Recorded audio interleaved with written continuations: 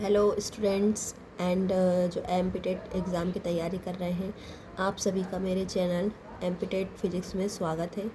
तो जो मैंने क्वेश्चन कुछ डाले थे आपको प्रैक्टिस क्वेश्चन एक शॉर्ट्स वीडियो में, आई होप आपने उन्हें सॉल्व करने का कोशिश ज़रूर की होगी, है ना। तो उन्हीं का ही मैंने कुछ सॉल्यूशन लिया है और एक होमवर्क क्वेश्चन रखा है, ठीक है। तो वीडियो में लास्ट तक बने रहिएगा। चलिए देखते हैं इनका सॉल्यूशन क्या था।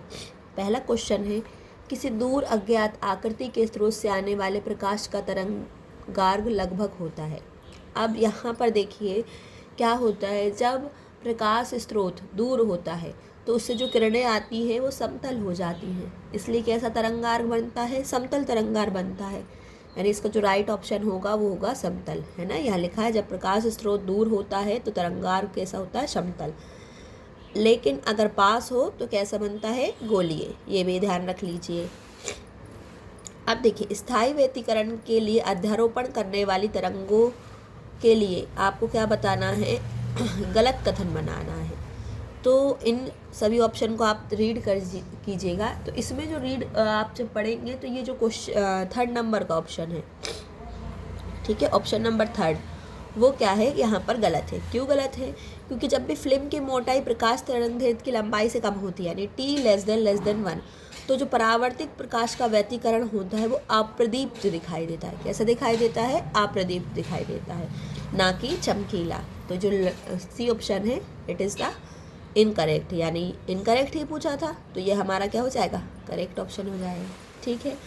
नेक्स्ट देखिए, नेक्स्ट क्या है, ट्रांसफार्मर के बारे में, है ना। ट्रांसफार्मर क्या है ये आपको पता ही होगा कि जो वोल्टेज को बढ़ा या घटा देते हैं उसको क्या बोलते हैं हम, ट्रांसफार्मर। तो इसके कंस्ट्रक्शन पर बेस्ड एक क्वेश्चन था कि इसमें ये जो ऑप्शन दिए हैं चारों, इनमें से कौन सा ऑप्शन गलत है वो चूज़ करना है। तो इसका जो फर्स्ट ऑप्शन है वही गलत है। क्यों? इसमें प्राथमिक एवं द्वितीय कुंडली बाइंडिंग प्रतिरोध अत्यधिक उच्च होते हैं, ये बोला गया है। जबकि ऐसा होता है कि उसमें प्राथमिक और द्वितीय कुंडली में जो बाइंडिंग प्रतिरोध होते हैं वो उच्च ना होकर क्या होते हैं, शून्य होते हैं। क्या होते हैं? शून्य होते हैं।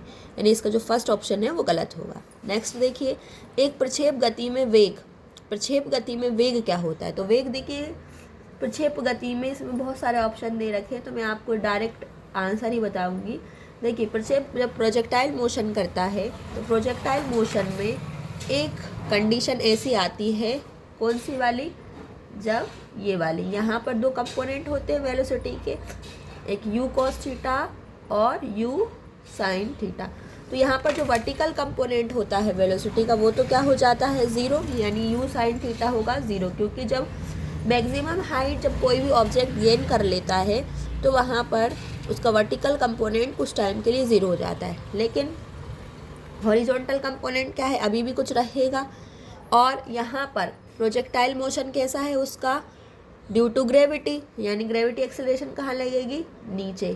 तो यही बोला, एक प्रक्षेप गति में वेग केवल एक क्षण के लिए त्वरण के लंबवत होता है ना। इसका जो राइट ऑप्शन होगा सी, यानी वो भी क्षण कौन सा है, जब वो मैक्सिमम हाइट गेन करेगा, ठीक है। अब मैग्नस प्रभाव क्या है, मैग्नस प्रभाव को हम देखिए कैसे इस वाले क्वेश्चन को सॉल्व करेंगे, 19 वाले को एलिमिनेशन मेथड से। अब आपको पता है हाइड्रोलिक लिफ्ट होती है वो पास्कल लॉ पर बेस्ड होती है, किस पर, पास्कल लॉ पर। घूमती हुई गेंद को खेलना, गहरे पानी में धीमा चलना, ये आपका विस्कोसिटी वाली प्रॉब्लम हो जाती है। और ये आपका है सरफेस टेंशन, रेजर ब्लेड का पानी की सतह पर तैरना, ठीक है, सरफेस टेंशन। बचा कौन, ये वाला। तो ये है मैग्नस प्रभाव का इफेक्ट, यानी जो इसका राइट ऑप्शन होगा, घूमती हुई गेंद को खेलना कौन सा प्रभाव बताता है, मैग्नस प्रभाव। अब ये क्वेश्चन आपके लिए होमवर्क है। एक रॉकेट की गति में भौतिक राशि जो संरक्षित रहती है, इसका आंसर आपको कमेंट करके बताना है। आई होप आपको मेरा वीडियो पसंद आया होगा। अगर अच्छा लगा है तो मेरे चैनल को लाइक एंड सब्सक्राइब ज़रूर कीजिएगा।